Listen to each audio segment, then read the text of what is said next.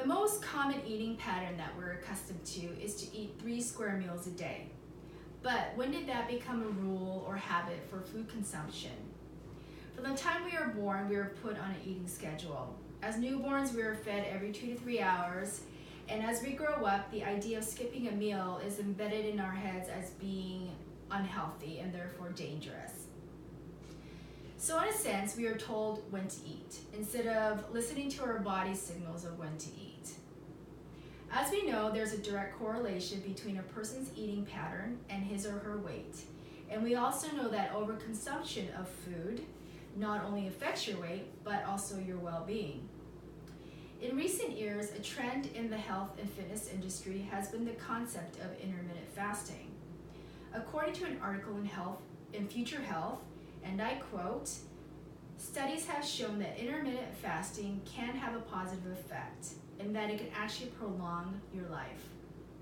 Now, I'm sure most of you are thinking, how is fasting good for you? Aren't you depriving your body of nutrients?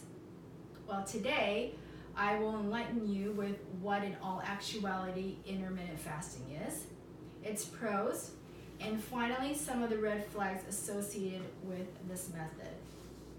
So first, what exactly is intermittent fasting? Is it a diet?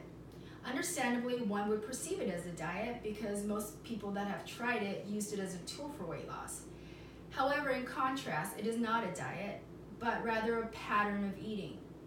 You're not restricting to what you can eat, but rather when to eat. So how does one go about deciding when to eat and when to fast? According to Healthline, it's an online newsletter, there are 3 proven methods that were found to be most effective. First is the 16-8 method, known as the Lean Gains method, where you skip breakfast and you eat during an 8-hour window, and then you would fast for the 16 hours after that. The Eat Stop Eat calls for a 24-hour fast once or twice a week, and the third method is the 5-2 formula, where you consume 500 to 600 calories on 2 non-consecutive days of the week. And then you would eat normally as you would do for the rest of the week. Most people find the 16-8 method the easiest to adhere to. Now during the fast, you are allowed to eat, but just very minimal, but you are allowed to consume liquids such as coffee and tea. Coffee preferably, because it is known as an appetite suppressant, improves concentration, and it does give you energy. Now, although the concept of intermittent fasting seems like a new craze, the practice of fasting has been used by many religions for thousands of years to obtain clarity on the mind and soul. This is in line with the many health benefits found through medical research on intermittent fasting. Studies have shown an increase in hormone levels, like the human growth hormone, fat-burning hormone, which increases your metabolism. It lowers your blood sugar, reduces inflammation, which can cause diseases like cancer. It decreases your chance of heart disease due to reduced LDL cholesterol, which is the bad cholesterol.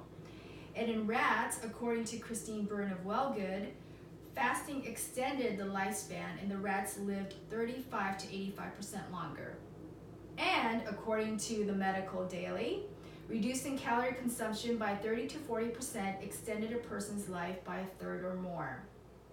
Keep in mind that research is still new, and many studies have been done on small lab animals, and there are still a lot of questions to be answered. So with that said, what are some of the safety concerns or side effects of intermittent fasting? Well, the most obvious is hunger, weakness, and brain fog. However, this may be temporary as our bodies adjust. There have been findings of rats that have fasted that developed stiffening heart tissue, which interfered with the heart's ability to pump blood. There have also been varying results for men and women. For example, blood sugar level in men improved, but it worsened in women. Female rats also became infertile. For this reason, women should be very cautious. Also, people that are underweight or have an existing or history of eating disorders should not fast. So in conclusion, intermittent fasting is not for everyone. Although it may be good and do wonders for some, it can be detrimental to others.